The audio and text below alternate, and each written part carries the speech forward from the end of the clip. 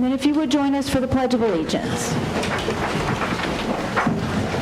I pledge allegiance to the flag of the United States of America and to the republic for which it stands, one nation, under God, indivisible, with liberty and justice for all.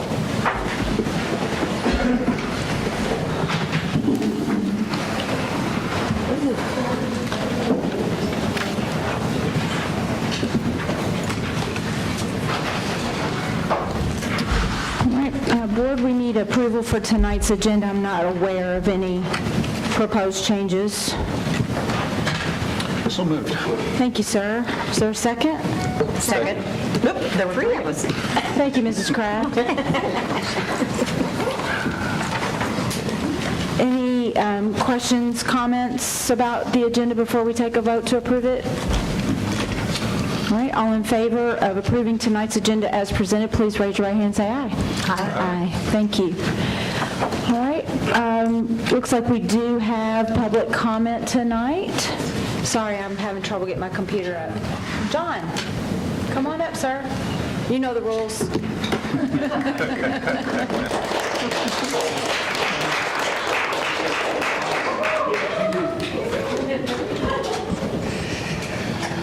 Thank you, members of the board, educators, ladies and gentlemen. I'm John McLaughlin with the Greater Clark Education Association. I want to address the board this evening concerning the ratification of the master agreement between the Board of Trustees and the GCEA on the agenda tonight. The GCEA bargaining team reached a tentative agreement with the board's bargaining team on Monday, November 13th. The negotiations had been ongoing both formally and informally for over 2 months. The GCEA held an informational meeting for its membership on Wednesday of last week, the 15th. A ratification vote was held electronically over the last day and a half. Membership approved the contract almost 9-1. I would like to thank the GCA bargaining team, Lori Gavin, Rhonda Hostetler, Chrissy Lawrence, Christina Lovelace, Justin Snelling, Tina Wallace, and the chair of the team, Nick Weiss. They represented the membership well. This negotiation was not easy. We heard, just as you have over time, that GCCS had no money. Despite that, the bargaining team was able to reach agreement so that some additional money would be coming the way of teachers. The agreement provides in part for a move to a new salary step schedule that will raise the starting salary for our newer teachers while at the same time giving money to all teachers compared to last year's salaries. More importantly, it moves teachers to a salary schedule that is competitive with neighboring Indiana districts and one that will allow teachers to move through to the top of the scale in a reasonable 10 to 16 years rather than considerably longer, providing that this board plans its budget so that money is available for its people. Additionally, the contract recognizes the effort put in by teachers when substitutes fail to show by providing for credit for taking a class during a planning period or absorbing students into a class. The contract reduces teachers' time obligations for PD outside of the contract day, and it recognizes the important role teachers play outside their contract days in serving our students. I believe the contract is the best that could be reached by agreement. The alternative of going to forced mediation and fact-finding was a greater risk for all, particularly for teacher associations, although we were more than prepared to do so. There is only one step left in the process, and that is for this board to approve the agreement. I urge you to do so. Thank you. Thank you.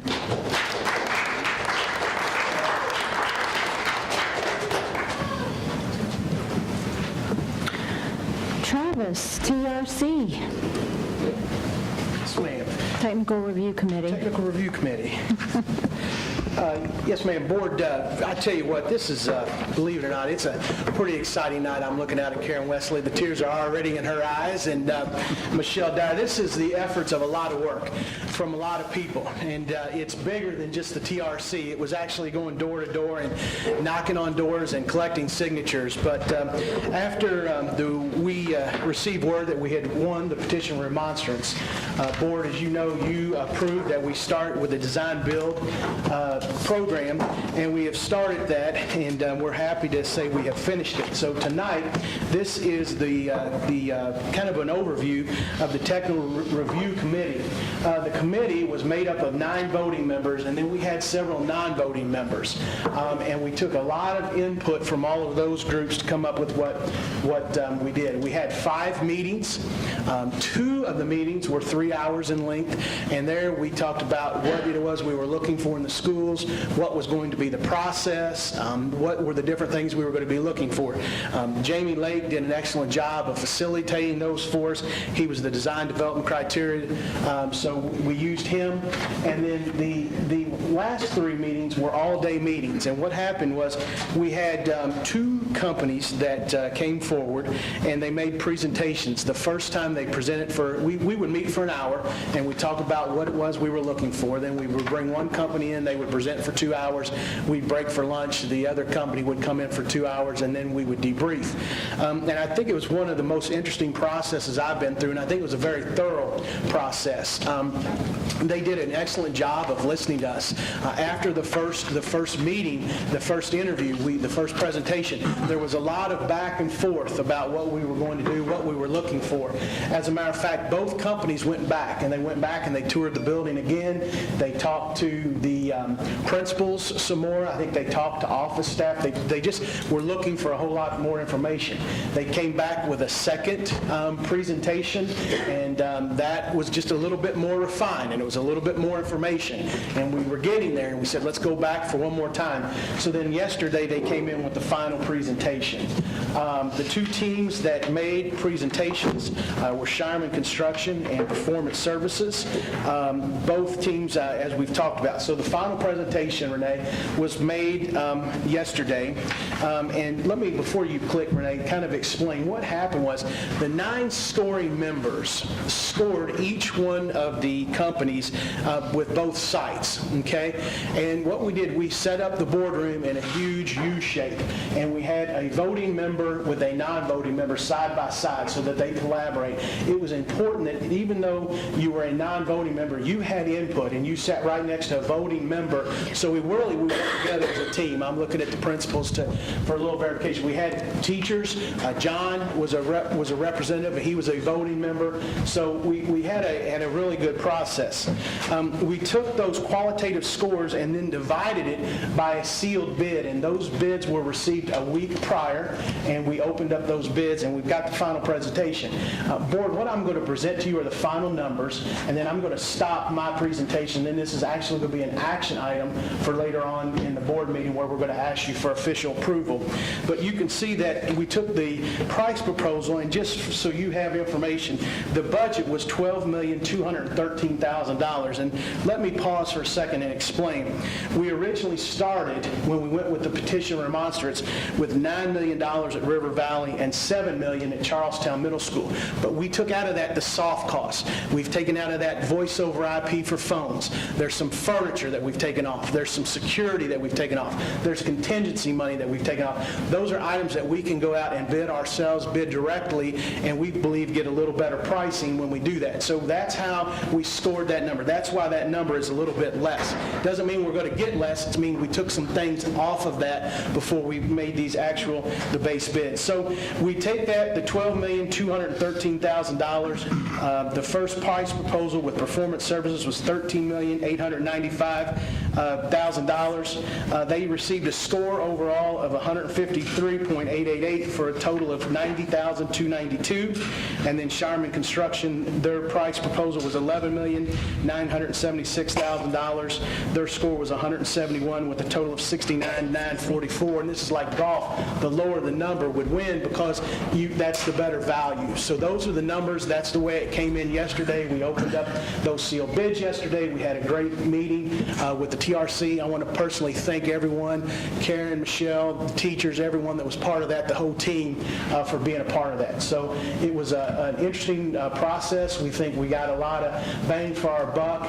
Both companies did an excellent job of representing the project, and we just couldn't be more pleased sharing this information with you and look forward to the vote later in the meeting. Now, when you said we took it out, we took those things out, like safety and that, you don't mean it was taken out of the project, it was just taken out of this bid process? That's correct, yes. Okay, ma'am. Still in, yes. okay. Yeah, every dollar that we originally said we would commit to both buildings will be spent on those buildings. Okay, Separated is probably a better word, separated. yeah, separated it. And Mrs. Kraft, also, we've appreciated her commitment to this process as well. So, Board, you can be proud of her and the time and effort that she spent in this process. Thank you. Thank you. April, I do believe we've got a little bit of policy review tonight. Actually, Board, just to give you an update, just recently you approved some policy updates with Neola. We're ready to start the process again with new updates that Neola has sent to us for review. I will meet with Neola coming up here in just a couple weeks, and then I'll meet with Cabinet, Dr. Clayton, and then eventually we'll come back to the Board for first reading and second reading. Okay? Thank you. Thank you. And Dr. Dykle is not here tonight, so Dr. Mellon, you're doing the budget report? Yes, Board. Now, why are you laughing? Board, as you know, we've been spending a lot of time from a budget perspective, and as you can tell from the report, as you go across, we track our actual revenues and expenditures on a monthly basis, and then there's also an estimate of cost for November and December. So these numbers are actual through October with estimates for November and December. Our general fund obviously is where the majority of our dollars reside, and 93% of our general fund goes to pay for the salaries and benefits of a lot of our employees. So it's a big and important fund. So at this point in time, we're going to estimate a cash balance of about $621,000. Remember, Board, that as you look across, there's a tax anticipation warrant that we borrowed in January that has to be paid back. So if people wonder what's happening with that cash balance across the bottom, ultimately we will have to pay that tax anticipation warrant off, and that's why we're anticipating a $621,000 cash balance at the end. And the tax anticipation warrant is there for cash flow purposes. If our cash balance was high enough, which is our goal eventually, we would not have to borrow at the beginning of a year to be able to have that cash flow that we needed. So that's general fund. Our debt service fund, as you know, Board, that goes to pay off our bonds and our obligations, and we're required to do that first and foremost as you look through that. And you can see that at this point in time, we're estimating a potential cash balance in debt service of $4 million. That is the estimate. Pension debt, that is the requirement that we have dollars to pay our obligation to our people who retire and have their pensions fully supported. And you can see there we're pretty tight. The estimate there is expected to be about $7,000. Remember, in these funds, they're property tax funds, and we only get revenue into those funds twice a year. And so once in June and once in December. So, Capital Projects Fund, that is the fund in which, we do everything in our power to keep our buildings properly maintained. Also, technology is a big component of our Capital Projects Fund. At the end of the day, we really have maybe only $1.5 million of the amount to spend on capital improvements because of all the other obligations, and we're anticipating an ending balance of about $186,000 at the end of this calendar year. In the Transportation Operating Fund, that's where we pay for our bus drivers, we pay for gas for our buses, and you can see that we are estimating a cash balance of $601,000. Board, if you remember the last couple of years, we've been pretty fortunate with becoming more efficient with our transportation operation. We've been able to come up with a little bit higher cash balance, and if so, we're able to move some of that into our rainy day fund, which for a lot of reasons is important. I'll get to that more in a minute. Bus replacement, that's designed to pay for buses, new buses, if at all possible, and we've been doing a good job of that. We are anticipating a possible cash balance of $419,000 at the end of the year in bus replacement. And then rainy day fund, at this point in time, we're anticipating a cash balance of about $4.7 million. And of course, there's some obligations that we're hoping to take care of there, and maybe some revenues that will come into that fold too. So we'll be pretty close to that number at the end of the calendar year. So that's the fund monitoring report. Any questions, Board? Thank you, sir. Sprint project, Amy? Late last spring, Brett Clark had reached out. He had heard about a project called the Sprint, the 1 Million Project, and it was a project where Sprint has committed to providing hotspots or internet access to homes who have limited or unreliable internet access. We were contacted this fall that we were considered or being offered the opportunity to participate. And so the first thing that we did was we started to survey our high school students, because it is geared towards high school students, and survey all of our high school students to see how many of you have internet access, and then how many people are there in the home. So we began to sort those students who claimed that they did not have, and then those students who may have it but may have 7 people, 8 people living at home. The goal of the project is complements our one-to-one project really well. Since we've been in the one-to-one business for the last going on 6 years, our goal was to provide access to knowledge and access to information, which I think we've done a good job. When we first did this, the one-to-one project, we'd oftentimes have kids sitting outside of the school buildings with their Chromebooks trying to access the internet. This project just complements it because kids can have that portable access to the internet. We had over 125 kids initially reach out to us that said that through the survey, and so we started with that core group. On September 13th, we had to go through an activation training through Sprint, our technology services team. We went through an activation training, and we've signed out right over 100 of those devices. The majority of the kids at Jeffersonville High School are ELL population who took it, so it was kind of neat to be able to see them have access.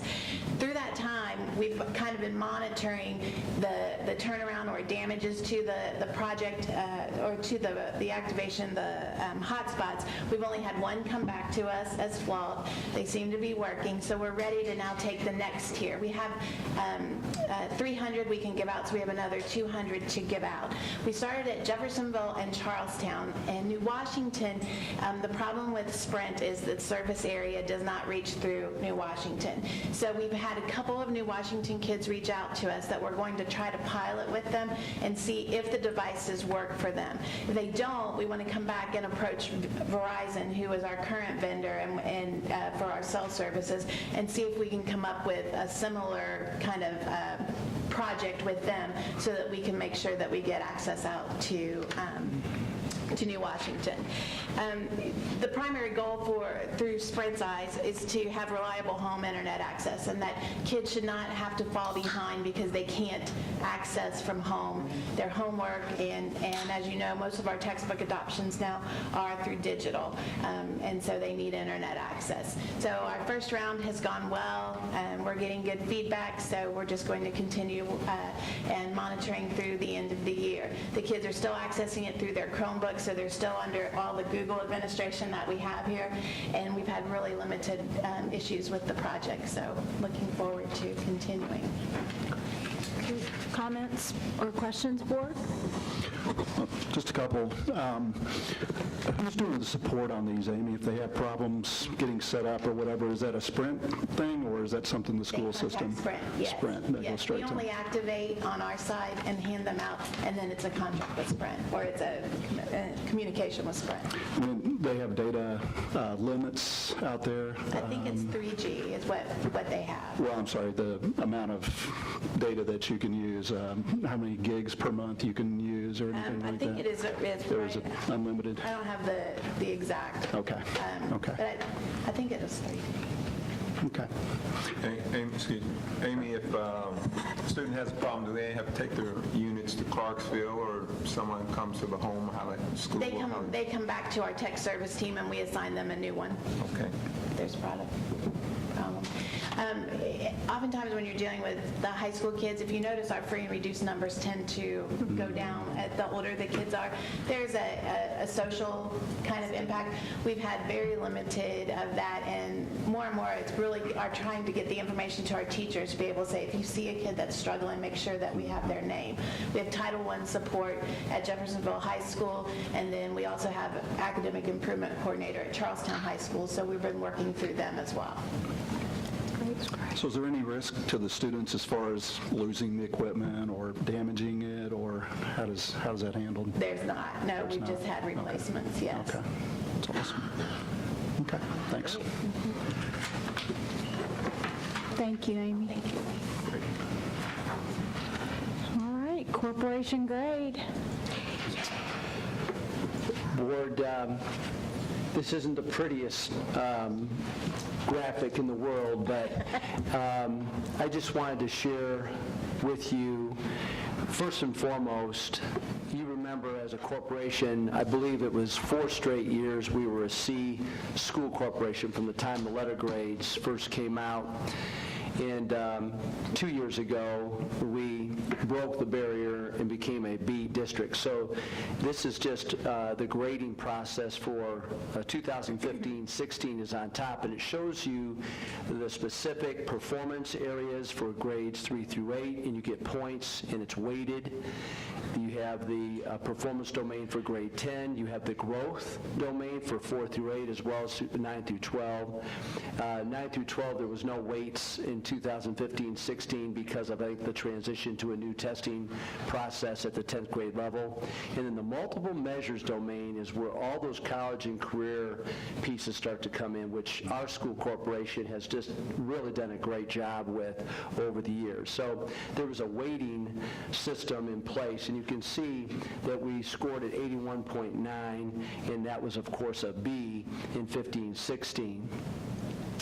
In 16-17, I think you can see the weights changed a little bit. What they did is they felt more comfortable putting a little bit more in some of the growth domains and took a little bit away from the multiple measures.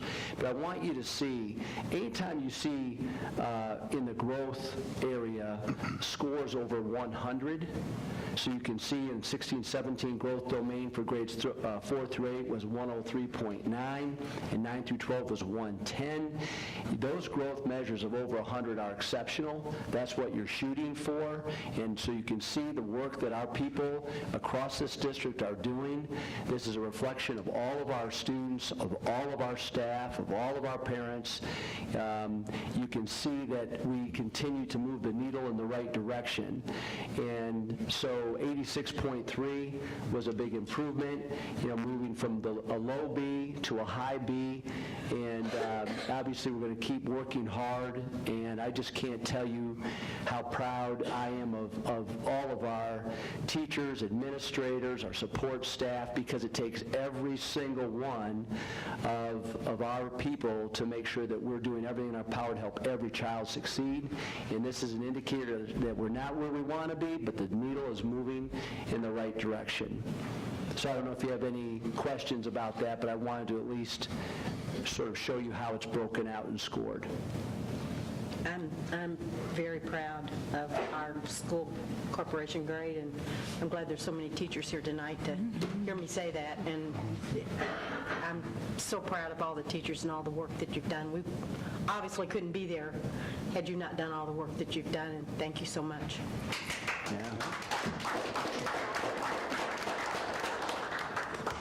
Dr. Miller, one question. All three of our high schools were A's, right? Correct. So what's so great about that is that's the last point before we turn them loose, and we, pretty much set them up for success. So again, applaud the efforts out there. Outstanding work. Outstanding. Yeah. What's great is that a lot of our efforts and programs start at pre-K. We have preschool opportunities in every elementary, and so we get our hands on these kids, and then going right through our elementaries where that foundation is being established, that very strong foundation, whether it's pride, literacy, numeracy.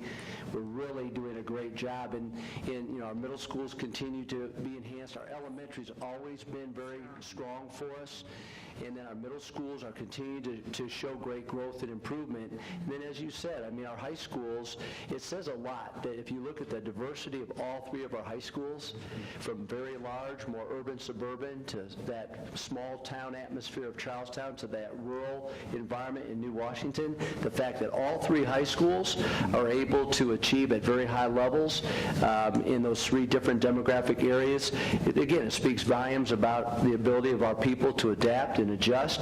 And I think a lot of our systems we've put in place, there's consistency in those expectations across the school system, and I think that's making a difference. And people are making a commitment.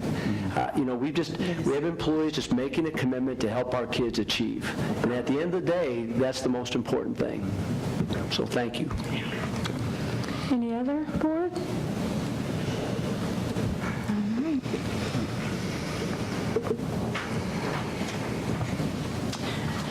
Consent agenda, items 1 through 5. Need a motion to approve. So moved. Thank you, Dr. Clayton. And a second, please. Second. Thank you, Teresa Zolman. Well, since the mayor will be on the board, Okay. Any comments, questions? what's he got? All in favor of approving tonight's consent agenda as presented, please raise your right hand and say aye. Aye. Aye. Thank you. Mrs. Kraft, would you like to go through gifts to buildings, please? Yes, it looks as though we have over $4,000 in gifts to buildings. It's just exciting. It's always exciting to see how much our community, and if you look down people, just regular businesses and people who really think we must be doing a good thing because they're giving us money, and that's important. Now, I will relinquish my acceptance to Ms. Perkins, if you want to make the motion. No, you go right ahead, dear. You spent all those hours on that committee. You deserve it. I'll make the motion that we approve gifts to buildings. And is there a second? I'll second. Thank you, Mr. Pavey. I'll give you a chance. I appreciate it. Any other comments? All in favor, please raise your right hand and say aye. Aye. Thank you. And so, board, with that, we move into action items. We only have 4, but there's some pretty big items. We will start with the RVMS renovation project contract award. Yes, ma'am. Board, just on November 20th, yesterday, qualitative proposals were publicly scored by the CMS River Valley Technical Review Committee, following final presentations and interviews by both design-build teams. Once scoring of the qualitative proposals were completed, the sealed price proposals were publicly opened and read aloud. The determination of the best value value was calculated using both the scoring of the qualitative proposal and the price proposal total amounts. The scoring sheets and the formulas for determinations are attached. I've shared that with you. So would be the recommendation of the group to award the contracts for construction for the design, build, renovation projects at Charlestown Middle and River Valley Middle Schools to Shireman Construction as the design builder and best value proposal. Jamie Lake's letter of recommendation is attached as part of this. So the formal recommendation would be that the superintendent would recommend approval of both the qualitative proposal and the price proposal submitted by Shireman Construction for the design, build, renovation projects at Charlestown Middle and River Valley Middle School. All right, is there a motion? So moved. Thank you, Ms. Perkins. Is there a second? Thank you, Dr. Clayton. Board comments or questions? If I could just make one comment, I want to thank Dr. Hare. This is a process that's taken a lot of effort to coordinate and facilitate, and I appreciate the efforts of the entire team, of course, but I appreciate his leadership and Mr. Lake's facilitation of the process. There was a lot that went into this, and I just want to publicly thank them for their efforts, too. I feel like this process was so thorough, even though I wasn't involved in it, but Ms. Kraft kind of kept us involved, but I feel like this process really, I feel very comfortable and very confident that we now have the very best group to work on these projects, and we're going to get our money's worth. Appreciate it. Thank you. Thank you. Any other? I'd just like to say the key to success is having involvement. And when you have involvement, then something's going to turn out good. So I do appreciate all the work that Ms. Kraft, she's probably built a lot of buildings around here.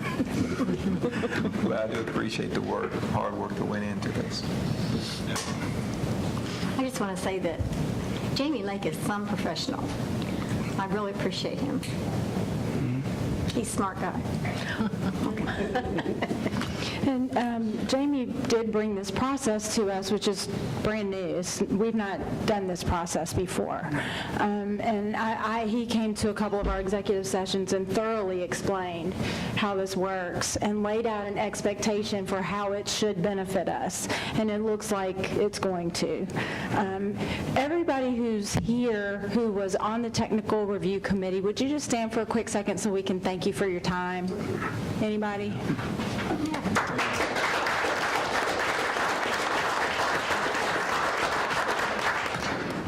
And Travis also, thank you. Any other comments? And Mrs. Kraft, thank you. I just want to say that I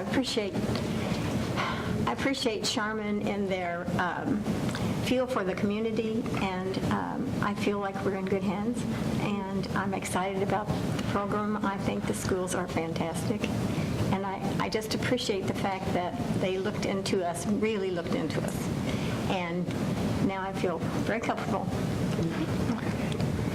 Any other board? All right, well, I guess we'll take a vote. All in favor, please raise your right hand and say aye. Aye. Aye. Thank you. Next, we get to have the approval of our GCEA master contract. And Dr. Mellon, this is a 2-year contract, correct? Yes. Let me go ahead and just reiterate some key points, Board. On November 13th, our bargaining teams from GCEA and Greater Clark did reach a tentative 2-year agreement, which I think is important. Law allows us to negotiate up to a 2-year contract, and for the last couple of years, it's been a 1-year deal, and I think it was really a move in the right direction to really get to that 2-year type of commitment. So that was one of the big pieces. The bereavement leave, extending out, using 5 days, not just within 30, but within 60 days, giving some of our employees a little bit more flexibility during those very difficult times.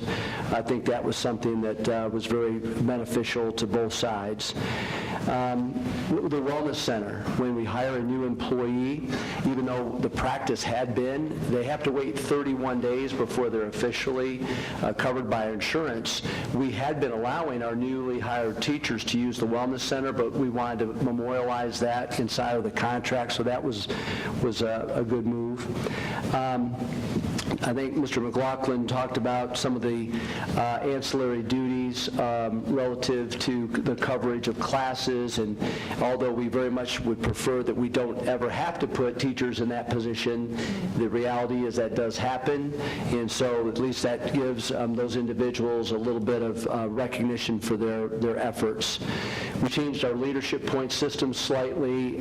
Professional development is no longer inside of the contract. It's our plan to use our three of our 5 days without students for professional development, to be more intense and strategic with that.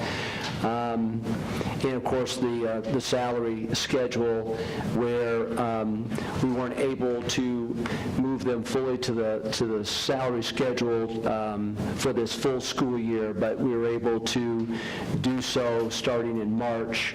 We'll be using rainy day fund dollars to support that. We thought that board rainy day fund monies are one-time dollars, but we felt it was very important that we honored the 624 teachers that all earned leadership points, earned all of their appropriate points last year. So at least it was a recognition of their efforts to do that. And then the other commitment is that we're able to fully commit to that salary schedule that we worked on together, GCEA and us. We worked hard on that.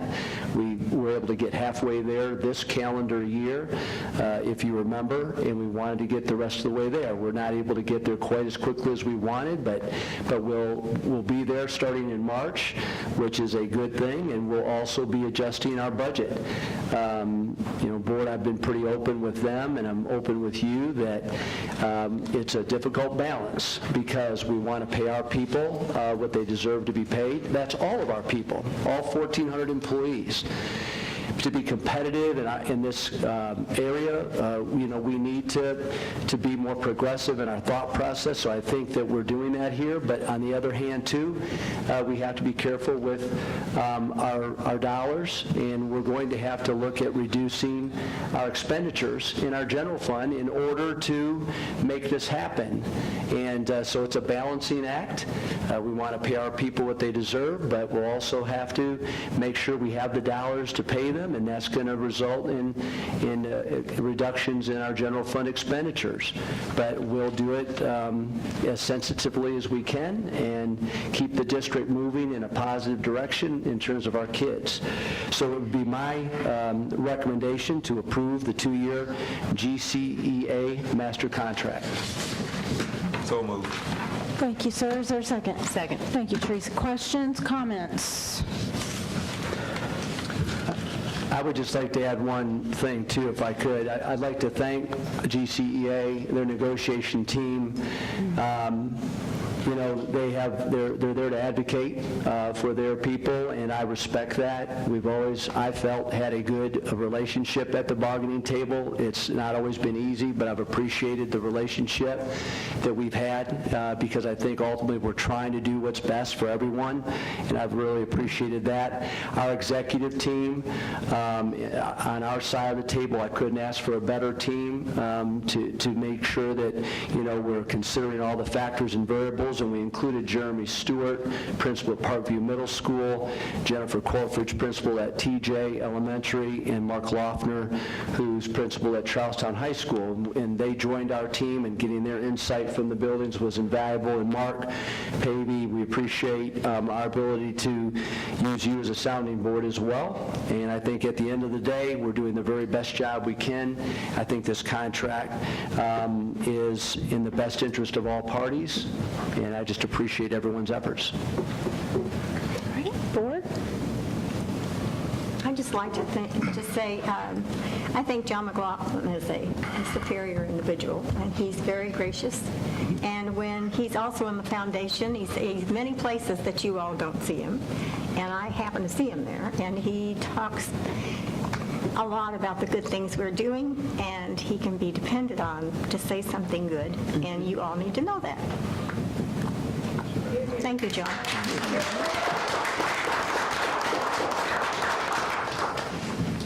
Any other? Well, I got to attend one of the sessions, a lot of passion, some very tough negotiations. You got to chuckle on the A lot of passions on both sides. And it was tough. We had some tough calls to make. The teams that were put together did a fabulous job of hammering out the details. And it was my recommendation back to the board that we approve this. I think this just goes to show that you can get two parties together under a very tough situation, and something good comes out of it. So, again, it would be my recommendation to the board to approve this as well. So. Thank you, sir. That's why we have board members on committees. So thank you for your time and for your input. We can't be all places all the time, so that's very valuable to us as a board to have individual members on our committees. But I know that takes time, so, and that we don't get paid for, unlike our legislators, right? So, but thank you all very much. Any other comments? All right, all in favor of approving the GCEA master contract, please raise your right hand and say aye. Aye. That's unanimous. All right, donation agreements. These are our sidewalks in New Washington. That is correct. And board, back in July, you approved the Clark County Board of Commissioners to acquire some land around New Washington High School, and that was going to provide sidewalks as part of their Safe Routes to Schools. After the board approved the acquisition of that land for some compensation, Clark County approached us and asked us to consider the possibility of donating that land. And after some discussion, we're recommending the approval of the donation. This land that they have acquired is, I won't say minimal, because it is important. It is going to provide sidewalks, but at the same time, they're not acquiring acres and acres of land that we would use for any other purpose. And so at this time, we're recommending the approval of the donation agreements for that land that is needed to install or build these sidewalks for the Safe Routes to School project in New Washington. All right, is there a motion?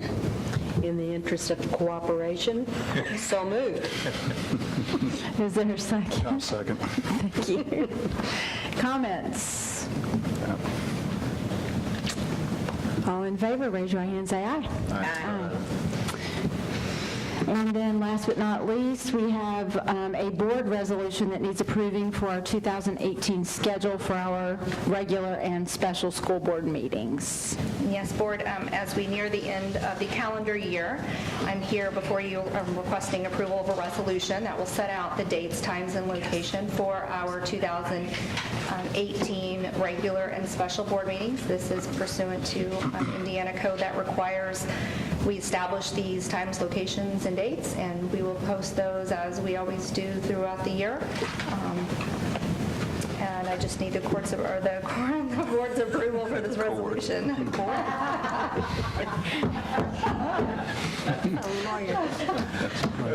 Little Freudian slip there, April. My previous life. I need a motion, board. Motion to approve. Thank you, sir. Is there a second? Second. Thank you, Teresa Zalman. Questions or comments about the schedule? All right, and just as a matter of public awareness too, all of these meetings will be held here at the Greater Clark Admin Building moving forward. So just point of reference for you on location. All right. All in favor, please raise your right hand and say aye. Aye. Thank you all. And so then we move into reports and requests. Dr. Clayton, do you have anything? No reports, please. All right, Ms. Zolman? Mrs. Croft? Yes, I do. 4 school corporations meet together about every 3 months, isn't it? Mm-hmm. And I'm on that committee. We met last week and had 4 of our legislators there. No, 3. two legislators and one senator, and we talked intensely about the TIF district and the distribution of money, and we tried to get their attention, and I think we did that. When all of us are together and we make a direct decision as to what we're going to discuss and how we're going to push that issue, it's pretty effective. And so knowing that we need to be included in a TIF district and continuing to tell legislators loudly that without good education and good schools, you won't have new businesses. It just is not going to happen. And so we are trying to get that point across, and I think we're doing a better job because we've been at it for a year or so. So that is my report on that. If you have any more questions. Isn't that pretty much how it went? Absolutely. Dr. Mellon was the only superintendent who attended this time, which is sorry for them. They got the Dr. Mellon spiel. Okay. So anyway, it was very informative. I think they are impressed with our decision to unite on this and really push.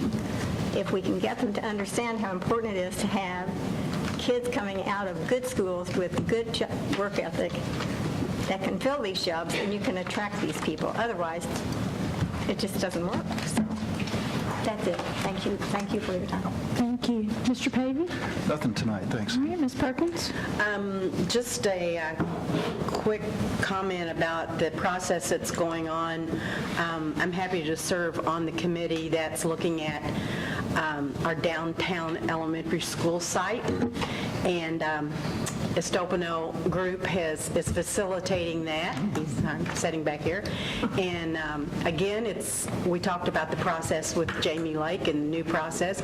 This is a very thorough process, very well-planned. Last night was a lot of data. Appreciated that, being the data queen. And we were sent on our way with our survey or our ballot, and we each individually will be looking at all the criteria which we set up. The group, when I say we, it's a large group, a diverse group. The criteria that we set up, and we weighted that criteria as to what was most important in looking at the sites, and then we're filling out our ballot, and it's due tomorrow. Tomorrow. Okay, do it right before Thanksgiving. It's due tomorrow, and I think I can safely say that the people that are coming to those meetings and participating in the process feel very good about the data, and it's very open, and I think it's going to help us decide what we need to do. Thank you. And again, we appreciate your time serving on there. Yeah. You're welcome. For no pay. I do not have a report or a request, but we do have a public comment tonight on a non-agenda item. John, are you coming back?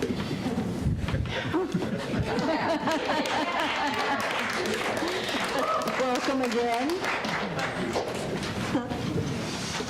Again, members of the board, educators, ladies and gentlemen, I'm back. I want to expand on the points I made a month ago when this board adopted the 2018 budget. But first, I'd like to express heartfelt thanks and wish happy Thanksgiving first to all the GCEA members who work tirelessly for the students of our district. Thank you. I'd also, on behalf of GCEA, like to extend the same appreciation to all the other educators without whom we could not be as successful as we are. Our paraeducators, our bus drivers, our custodial and maintenance staffs, our cafeteria staffs, the IT department, administrative support personnel in the buildings and here, and lastly, happy Thanksgiving to the board and our administration. That said, now I wish to scold. I hope this doesn't change your opinion, Ms. Kraft.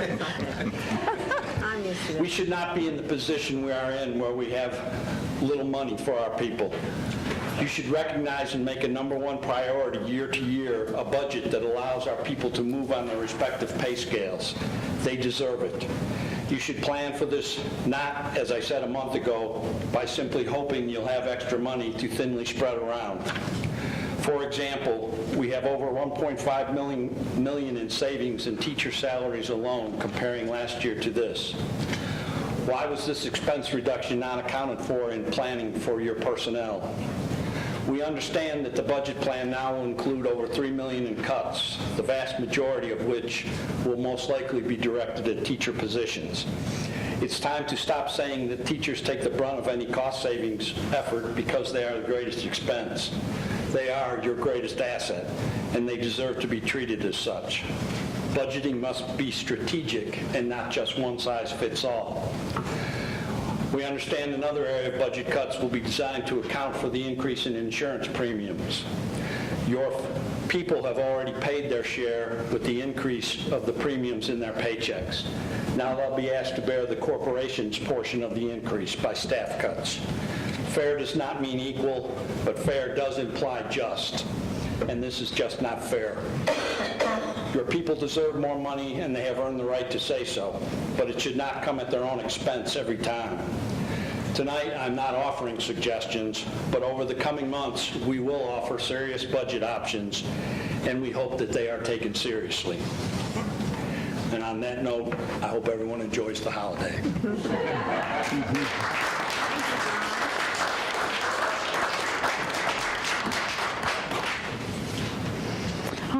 Board, we have last board comments to close out the meeting. Dr. Clayton, do you have anything?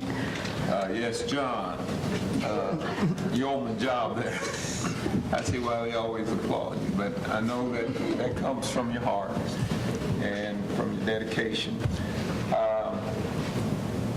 Personally, I also believe that some of the decisions that we had to make in closing schools can get us somewhere there, because trying to keep buildings with low population is not good.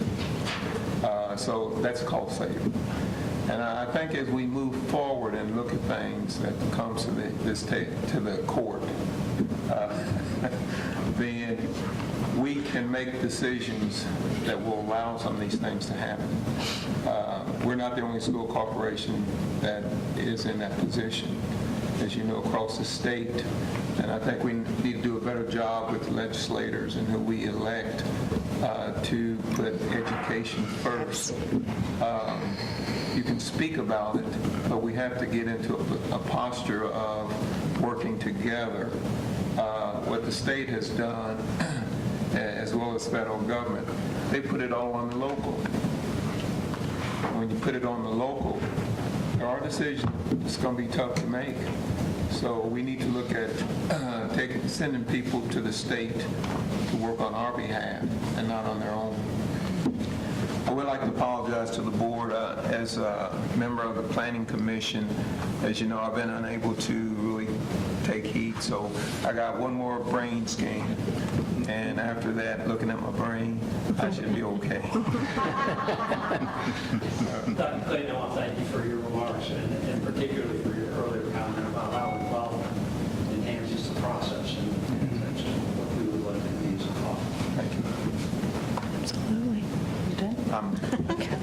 I want to thank all of you that came. I'm always wonderful when I see this many people that stay in our meetings, and I know they go back and talk about things that have happened here, so I love to see this many people here and would like to see this whole thing full all the time so that we can go back and talk to our people that teach with us and work with us and help us out.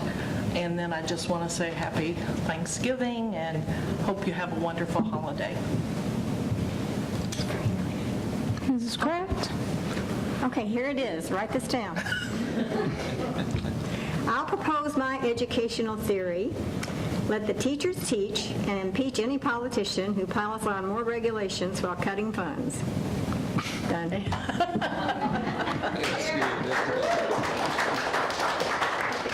Mr. Payton? She always pulls these zingers that I have to follow, so I'm going to pass. I guess I could start going the opposite direction. Ms. Perkins? Just have safe holiday, please. Come back to us. Yeah. Thank you all for being here. We appreciate everything you do on a daily basis. for the benefit of our kids and our community. And happy Thanksgiving. Dr. Mellon? Just again want to reiterate that I'm proud of all of our employees for all the work they do. Students are getting a great education, getting great experiences. They're moving in a great direction that benefits our entire community. And, we have to deal with the economics of our circumstance with enrollment, with the enrollment roller coaster, which complicates things greatly. Hopefully the enrollment will start to stabilize and start to move back in the right direction as more houses are being built and as more people are occupying those homes with children. And so always keep the glass half full mindset and mentality, and thankful for everyone associated with Greater Clark. All right, Board, with that, I need a motion to adjourn, please. So moved. And a second, please. Thank you. That's Teresa Perkins and Teresa Zolman. All in favor, raise your right hand, say aye. Aye. All right, good night, everyone.